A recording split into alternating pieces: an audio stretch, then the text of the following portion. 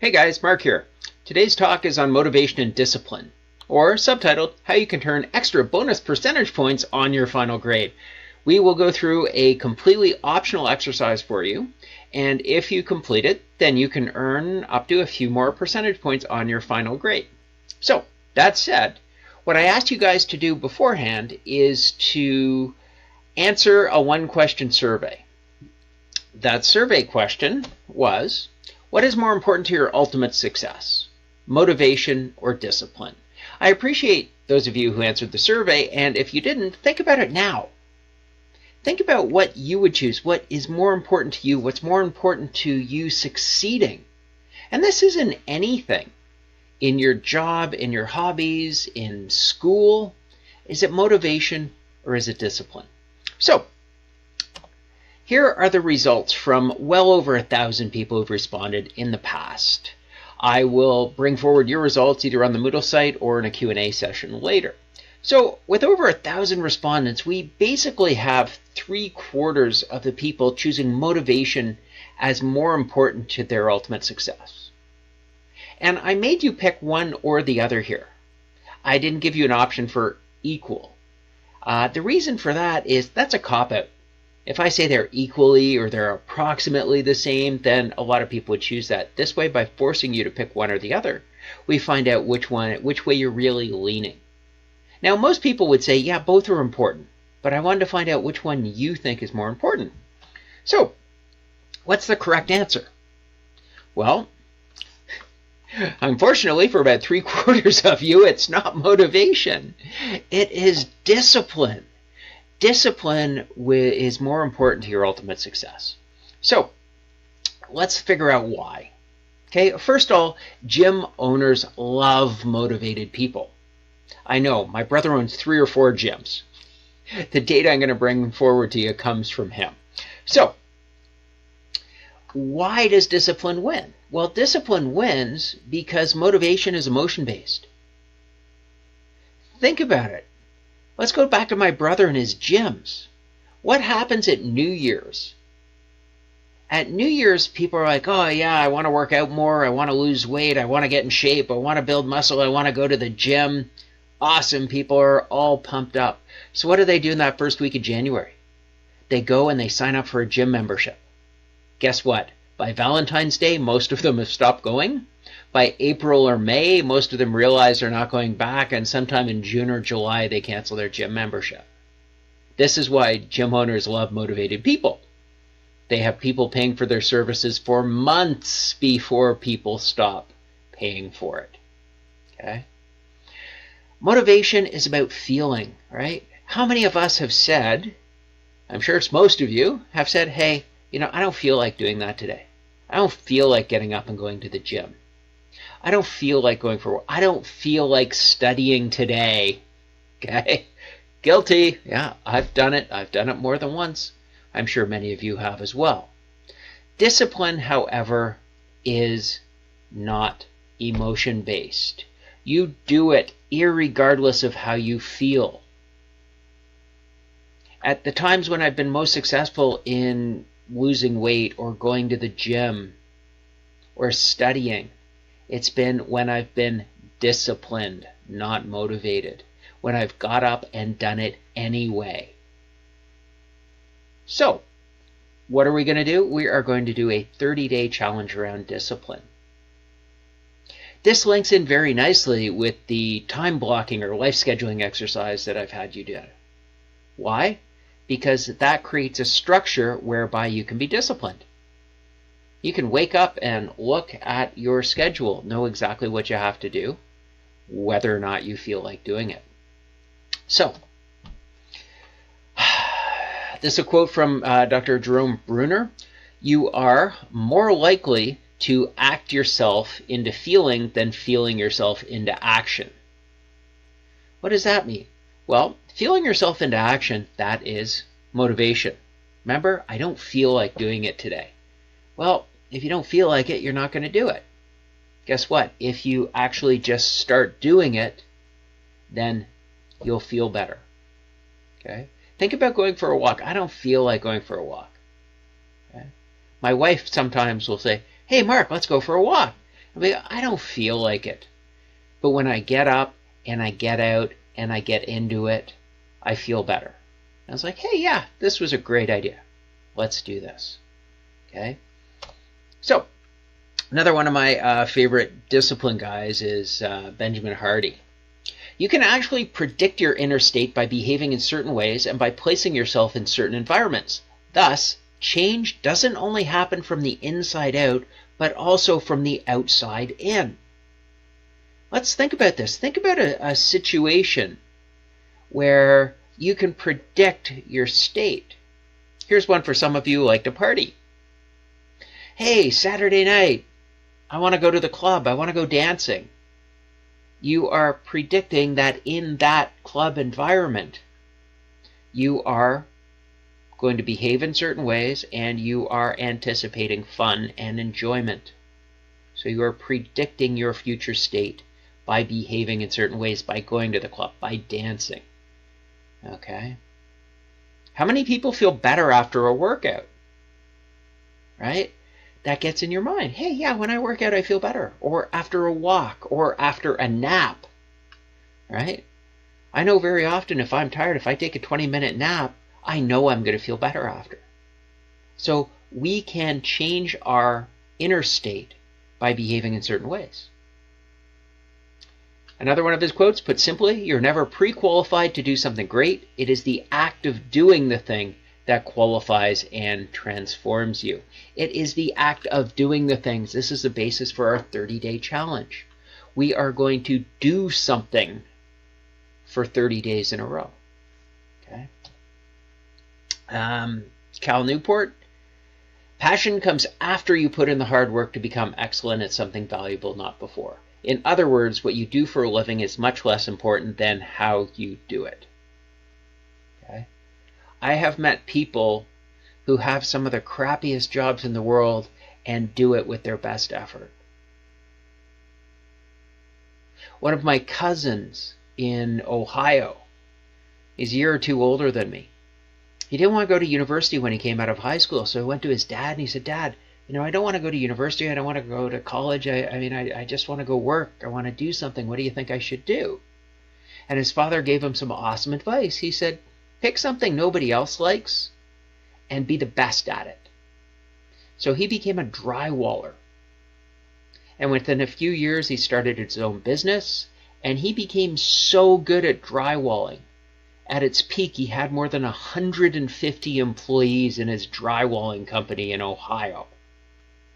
For those of you who don't know much about Ohio, Ohio has 13 to 15 million people. It is a significantly populated state.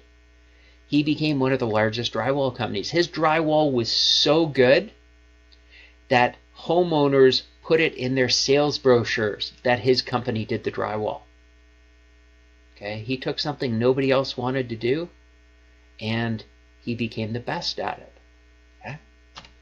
So, Daniel Pink on motivation. There's a link in the PowerPoint slide that you can find on Moodle to go watch this TED Talk from Daniel Pink. I think this one's about 18 minutes long, and it's quite amusing. He's a good talker, and it's a well-done TED Talk. So I suggest you go watch it, and I'll talk about some of the points here.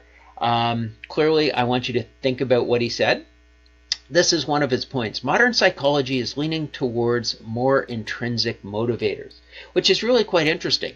And it has an impact on you. It has an impact on business.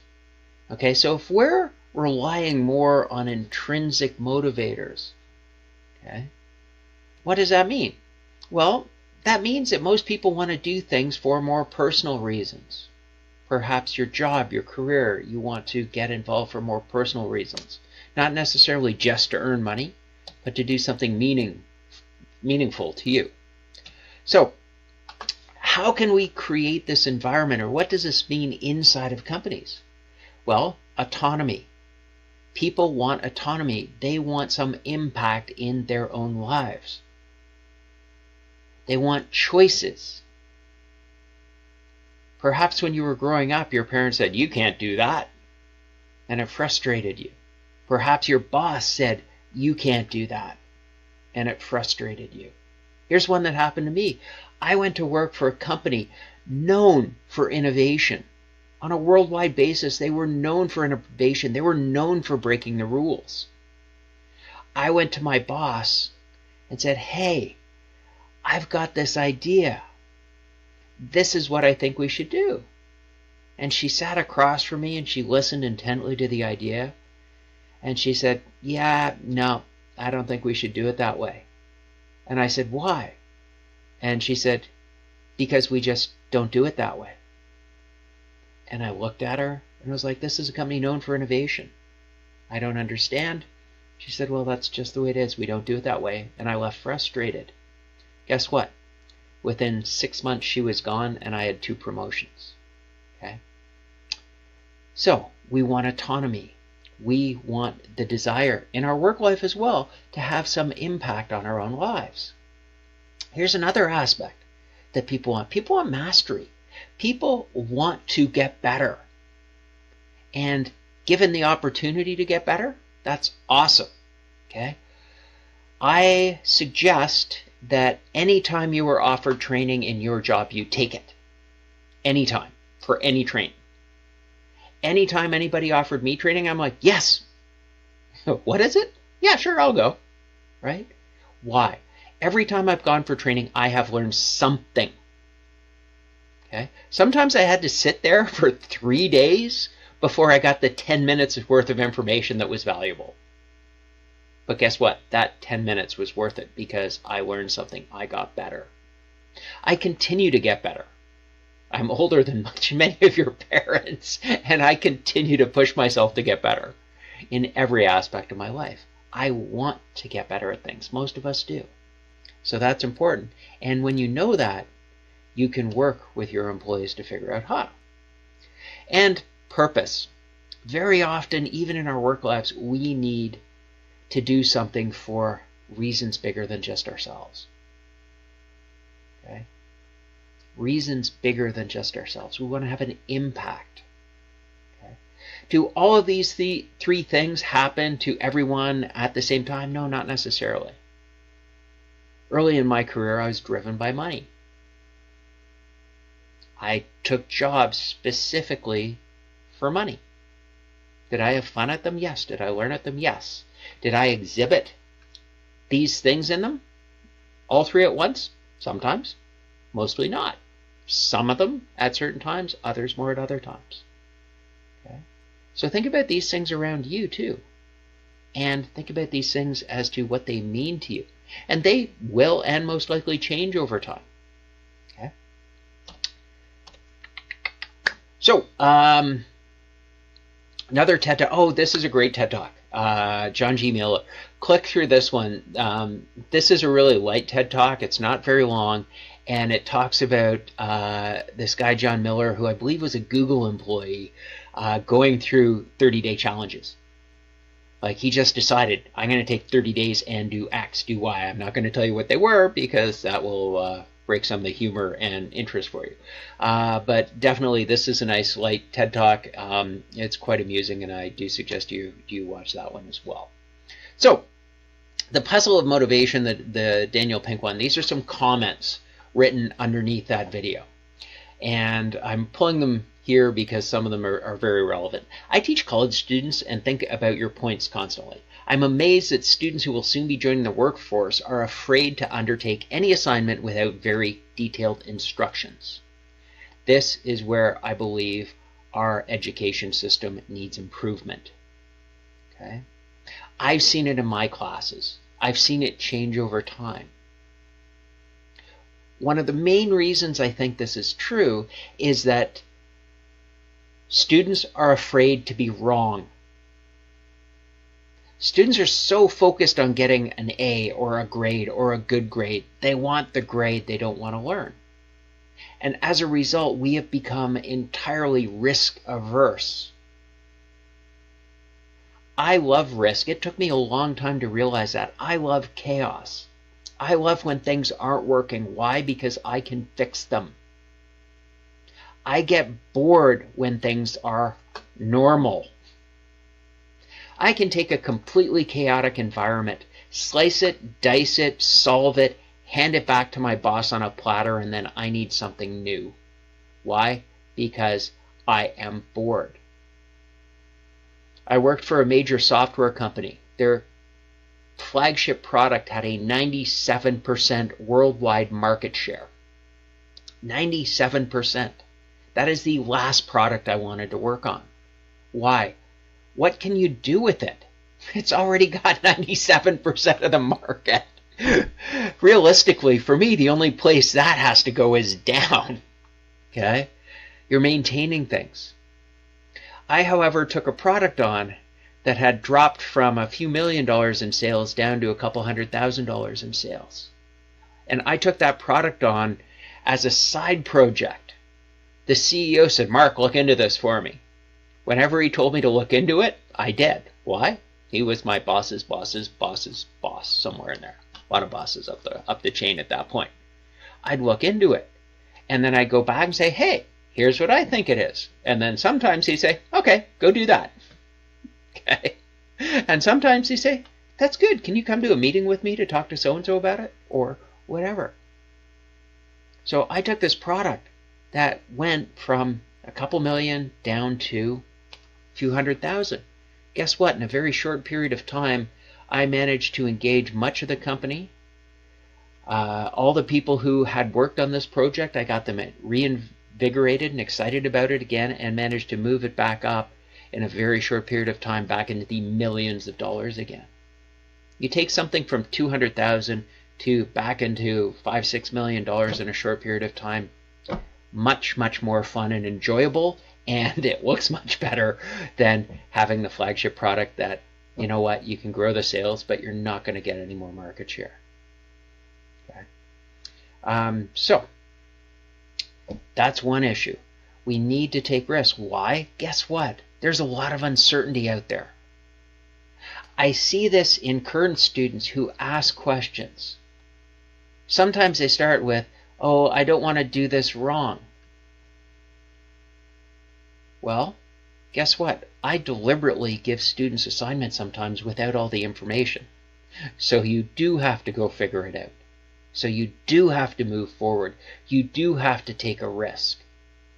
Okay? Here's another one. I'm very hesitant to show them, students, a good student project from a previous term because they will mimic it. I once showed a project that had been formatted landscape instead of portrait. At the end of the term, all the submissions were landscape. Okay? Another reason I don't like to give examples in some cases, because you'll just copy it. Okay? The goal is to learn, to figure things out, to move forward. Okay? The American education system has extinguished these students' enthusiasm and skill to assess a situation and undertake a solution. I tease my students that I will someday teach a class entitled, "You Figure It Out." I completely echo this sentiment. Okay? We are developing students who come out of high school who are risk averse. Why? Because all they want is the grade. Have I made mistakes? Tons. Do I fix them as best I can? Guess what? You will never have perfect information, ever. There is always more information. You get into something called analysis paralysis. Oh, well, I don't know that. Let's get this. Oh, I don't know that. Let's get this. Guess what? You're never going to have perfect information. You need to make a decision. Some people don't make decisions because they're afraid to be wrong. Some people don't make decisions in the workforce because they're afraid to be wrong. Don't be afraid to make decisions. Make decisions. And if you are wrong, do your darndest to fix it quickly. Okay? I've learned from my mistakes. That's one of the things that I empower with all my employees. Look, take a risk. Make a choice. If you're wrong, fix it. Learn from it. Don't make the same mistake twice. You're allowed to make mistakes. You're encouraged to make mistakes. Don't make the same mistake twice, because if you do, then I'll fire you. Okay? Why? Because you didn't learn from your mistake. Mistakes happen all the time, and yes, you are going to make them. Don't use that as an excuse not to make a decision. Okay? And here's an awesome quote. Real life doesn't come with a rubric. Anybody know who said this? It's somebody I'm pretty sure you're familiar with. Yes, it was me. What do I mean by this? Real life doesn't come with a rubric. For those of you who don't know what a rubric is a grading scheme. Sometimes you will get a grading scheme in your class or for an assignment. This is how I'm going to grade. If you ever get a rubric, it is your roadmap to getting an A. Why? Because you know exactly how this thing is going to be graded. If you know how it's going to be graded, you can make sure when you finished it that it lines up perfectly with the rubric. Okay? Guess what? Real life doesn't really come with a rubric. You're going into unknown territory. You will be graded and evaluated. Not against that necessarily. Okay? So, let's look at motivation. Good defines motivation as the reasons or reason one has for acting or behaving in a particular way. Motivated to go to the gym. Hey, I want to lose some weight. Let's go. The general desire or willingness to do something. Sounds fair. What else? Let's look at C here. Motivating force, stimulus, or influence, incentive, or drive. This is why most of us feel that motivation is more important than discipline. We've got that drive, that incentive. That's what we want. We want that feeling. We want that feeling, right? When we've succeeded, how do we get rewarded? We get rewarded with dopamine. We get rewarded with a good feeling. That's what we want. How are you going to feel when you've lost the weight, when you've increased your muscles, when you've completed the assignment on time, when you get an A? How are you going to feel? And motivation is easy. It's easy to get people motivated. Motivational speakers are awesome. Why? They get people motivated. Why? Because it's really not that hard. What happens to a lot of those people once they leave the motivational speech? They're all pumped up to start something, and they start it, and boom, they're done. They don't have the discipline to stay in the game. Motivation gets you going. Discipline keeps you there. I'm not slamming on motivation. We all need motivation, but guess what? We need discipline to be successful, to continue when the motivation leaves. I often refer to motivation like cocaine. It gets us super high, super fit, fast, and then we crash. Okay? Not that I know, I've never done cocaine. Okay? Discipline keeps us there. And, of course, it is the reason gym owners love January. Okay? They see all kinds of signups in January. So discipline. Google defines discipline as a practice of training people to obey the rules or a code of behavior, often used as using punishment to correct disobedience. Think about this. Were you disciplined as a child? Was punishment involved? You didn't do this, so you don't get dessert, or you have to go sit in a corner. You were out too late, so you got grounded. Yes, sometimes punishment is there. Okay? It can help enforce our code of behavior. Discipline is also the control gained by enforcing obedience or order. Well, how are we going to enforce obedience or order? We're going to do it through our own self-control. Okay? Also another definition of discipline, self-control. If I say I'm going to get up every day and go to the gym at 6 o'clock, if I do that, I am enforcing my discipline on myself. I am exhibiting self-control. This is one of the reasons we do the time blocking assignment. We have a schedule. It is Tuesday at 10 a.m. What does my schedule say I'm supposed to be doing at 10 a.m.? It says I'm supposed to be studying management. Open the books. Study management. Okay? And my definition of discipline, doing what you say you're going to do. It's really simple. Okay? If I say I'm going to do it, I'm going to do it. That's discipline. So habits. Let's see if I can move this out of here. Smoking lounge out there. Maybe it's more than just a bad habit. So what are habits? Habits are a regular tendency or practice, and one that is sometimes very hard to give up. Like smoking. There's an addiction element to smoking. Okay? We all have habits. We all get in habits. Okay? Not all of them are good.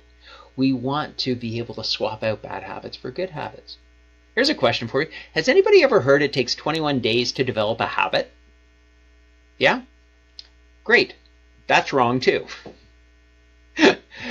Here's what it actually is. It actually takes 67 days on average to develop a habit.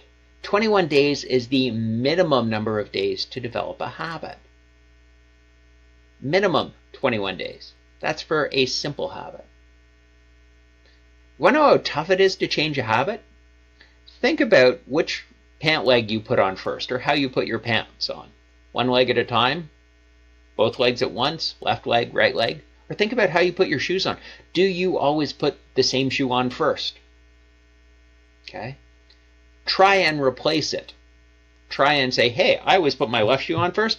I'm going to put my right shoe on first. Okay. I tend to put my left sock on first. I don't know why. Put my left sock on first.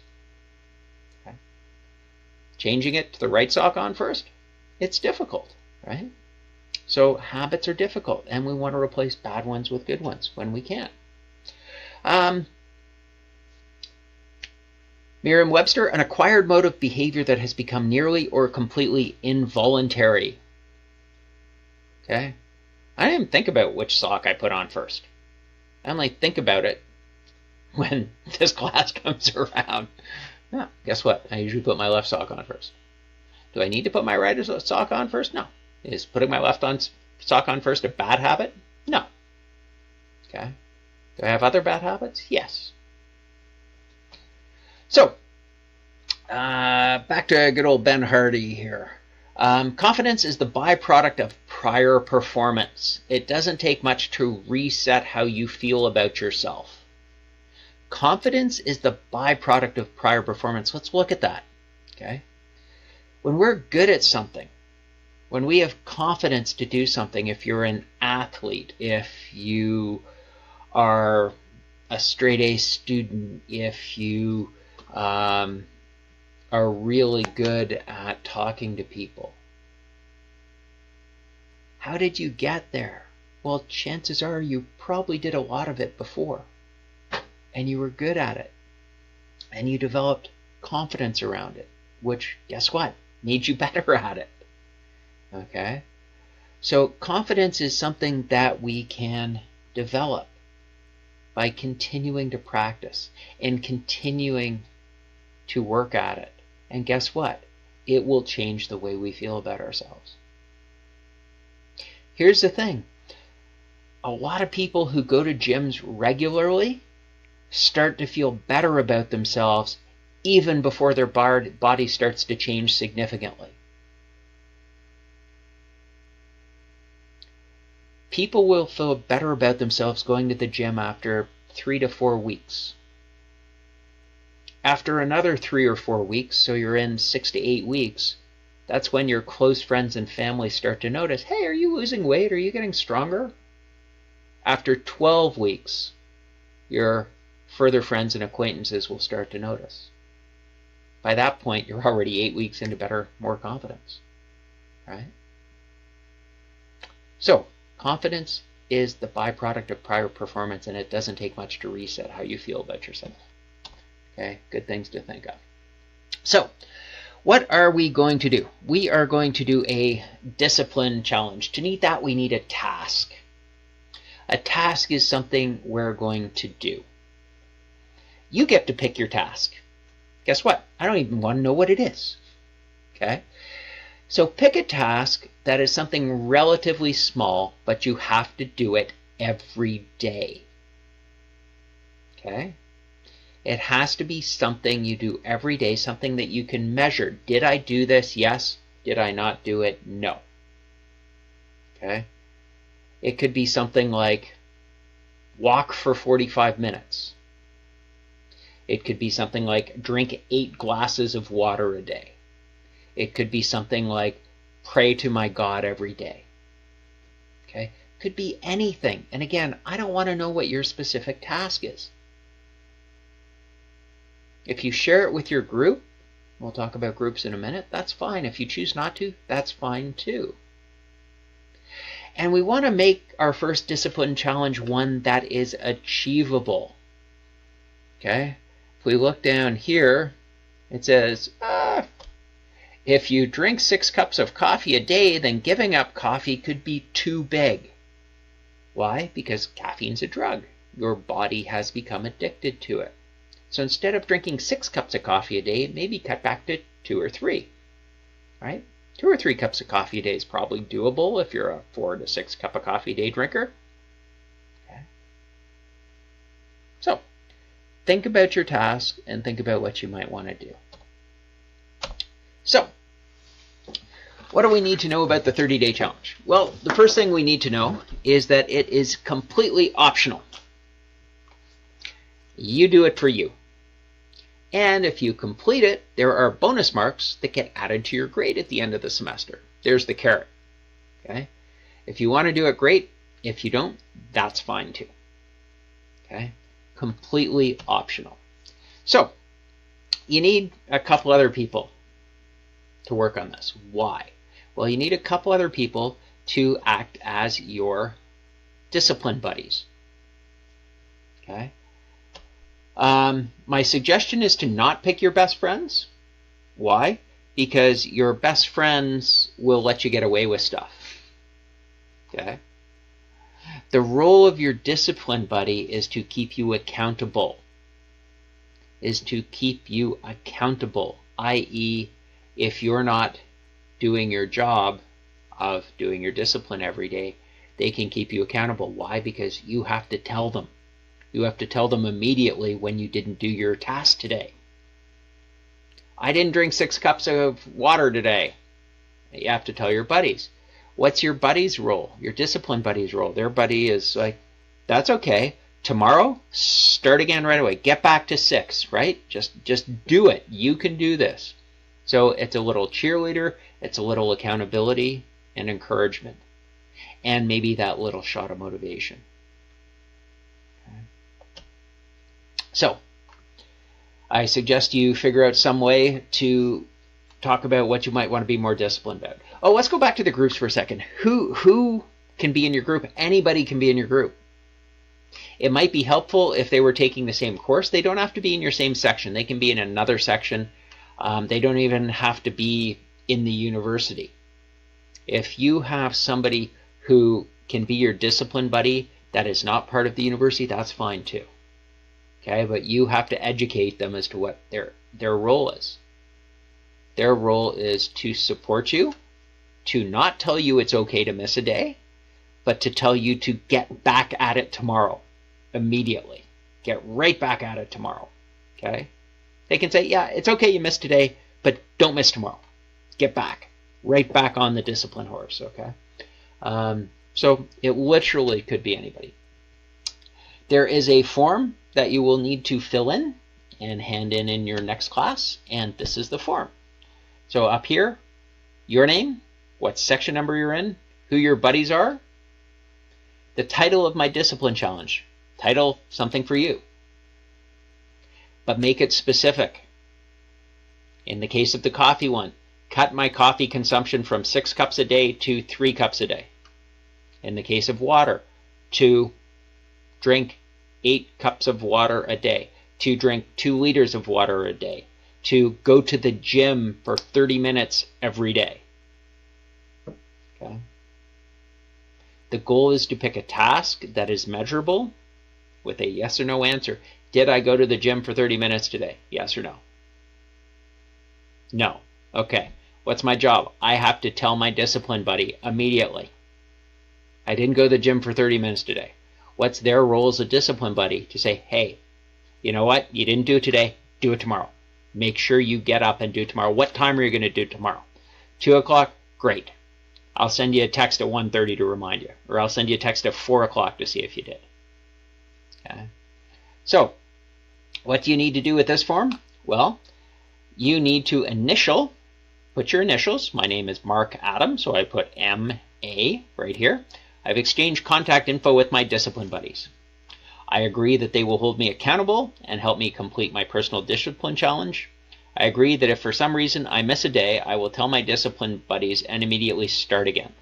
What I mean by immediately start again is you don't immediately start 30 days from scratch. I mean, you just start back at your task, right? I didn't go to the gym today. That's my discipline challenge. Okay, so tomorrow I go back to the gym. Okay, doesn't mean you start at day 0. And really important, I agree to keep track of my daily completion. Went to the gym today. Tick. Awesome.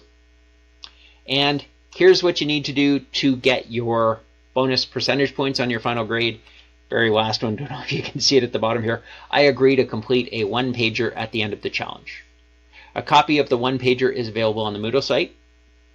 Okay, a copy of this is available on the Moodle site. You need to download this, and within a few days, 3 or 4 days from now, you need to have found a buddy or 2, hopefully 2. If you want to go 3 or 4 buddies, 4 may be too much, but 3 is good, 2 is great, 3 is good.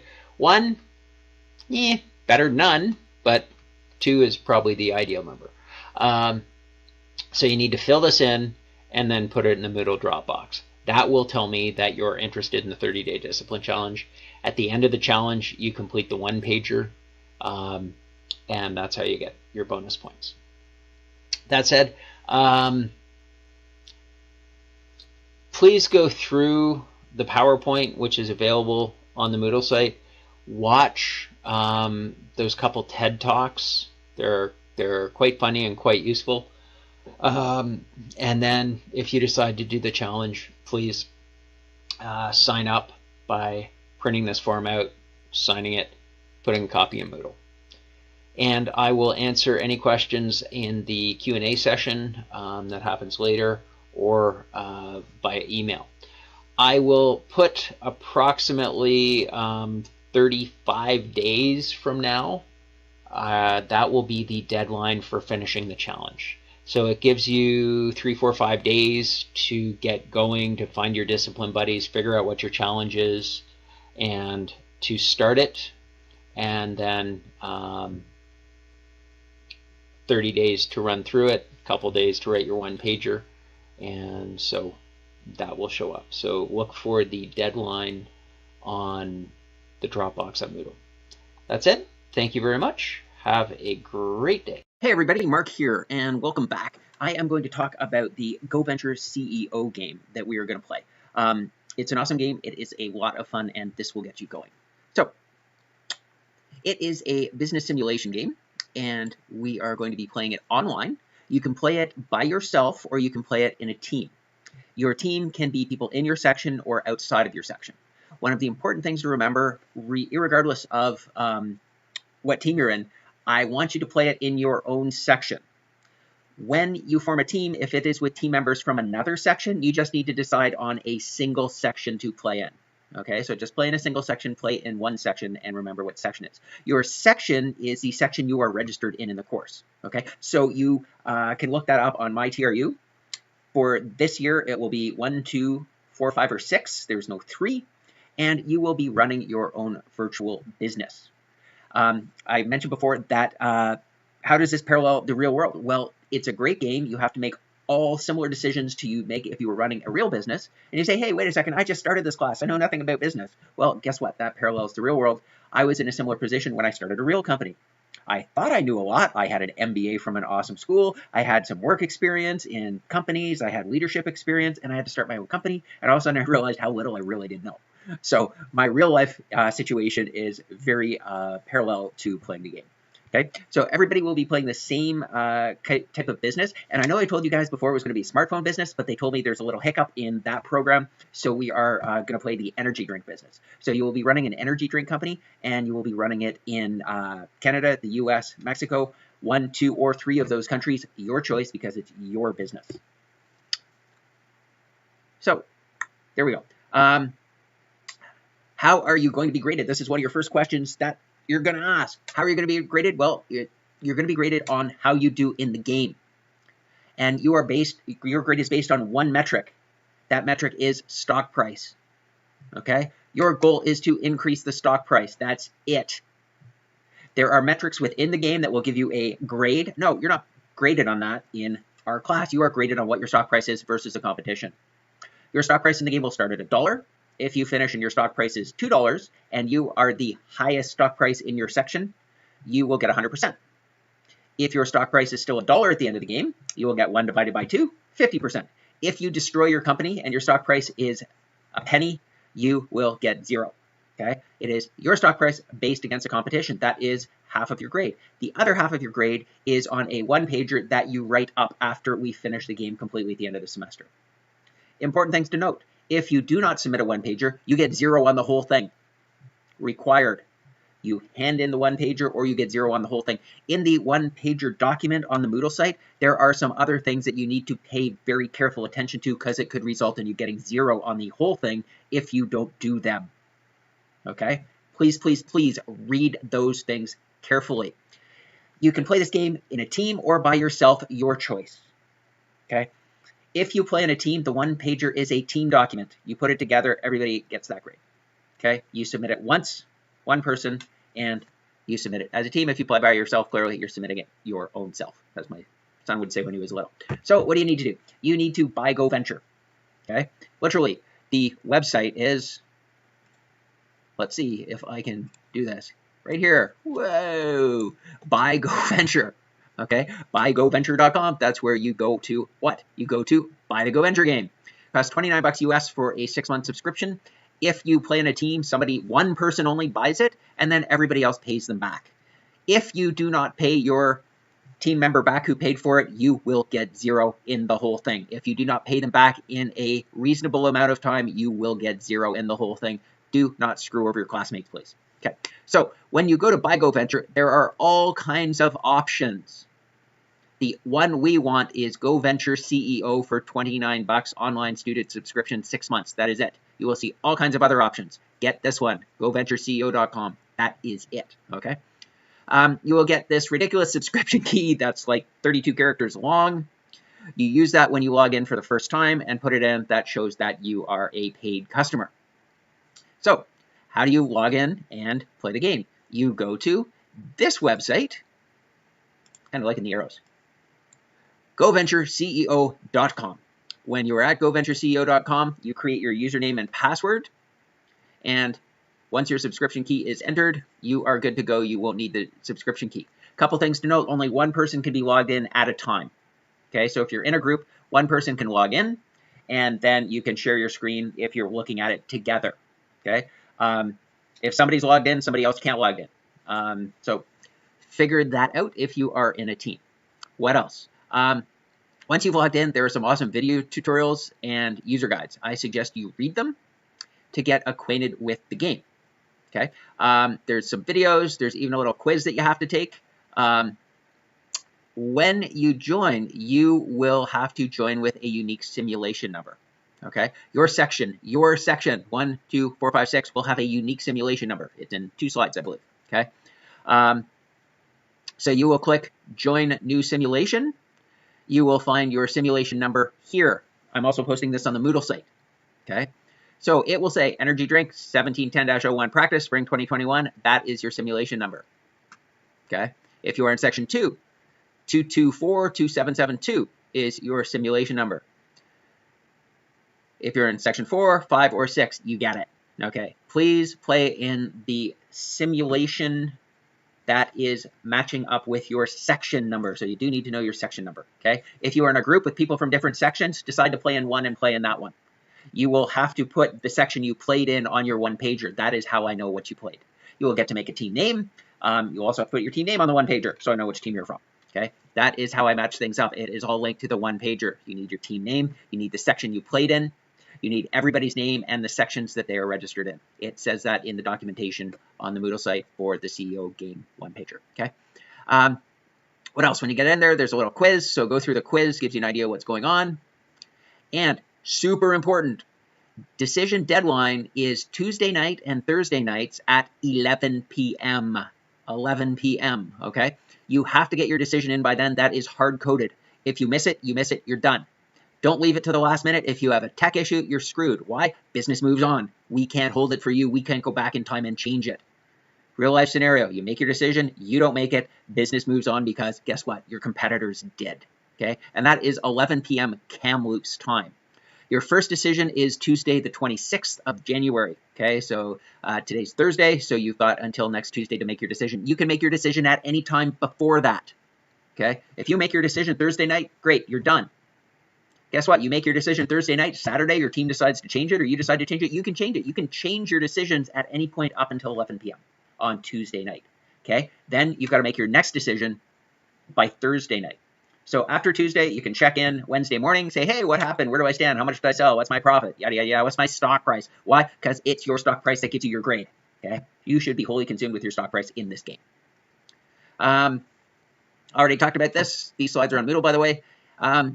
My suggestion, they've updated the interface, so it now works pretty good on a tablet. You can use it on your phone, but it's a simplified interface. So my suggestion is use a computer or tablet, and you can access it from any of those devices, which is great because before you didn't. If you have technical troubles, okay, do not contact me. Why? Because I can't help with MediaSpark. They are a separate company. Okay, they are really good at getting back to students. They are a Canadian company, which I love, and they're really good. So contact them. Start with the help button. They also have other ways that you can get in touch with them. Bottom line, don't leave your decisions to the last minute. Why? Because crap happens. Okay, you don't get your decision in, you're out of luck. Okay, if you're having any troubles, I did not make these slides. They did. MediaSpark. It says click help if you're having a problem instead of contacting your instructor. Yeah, again, I don't have access to their stuff, so I can't do anything, and they really know what's going on. So what else do you need to know? We are, it said on the slide, your first decision's due Tuesday night. We're going to go Tuesday, Thursday, Tuesday, Thursday, Tuesday, Thursday. Guess what? That brings us up to reading week. Okay, this first session is practice. Where you end up at the end of those 6 decision points is irrelevant in terms of your grade. Why are we doing this? So you can know what's going on, so you can practice, so you can do things. If you want to try something, I suggest you try it now. If you want to buy a report, I suggest you buy the report now, even if you don't need it. Why? Because it will give you some insight as to what that report can offer. And so you might not need it now, but perhaps in the real game that matters, it's for your grade, you can go, oh yeah, that report, it might be helpful now. Okay, so what's going to happen? At the end, we wipe everything out at the end of the first session. When you come back from reading week, we will get going again, and we will run the game for longer.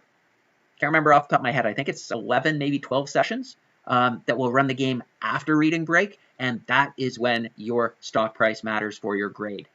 Okay, again, it's based on how you do versus the other people you are competing against in your section.